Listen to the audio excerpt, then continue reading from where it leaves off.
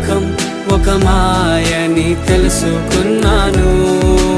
ఏది నా సొంతం కాదనుకున్నాను.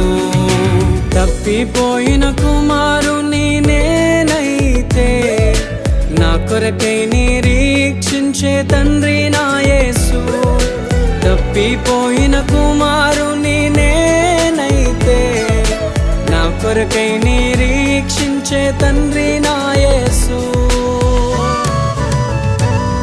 ఈ లోకమంతా నేను వెతకినా నాకు లేదయ్యా ఎక్కడా ఆనందం.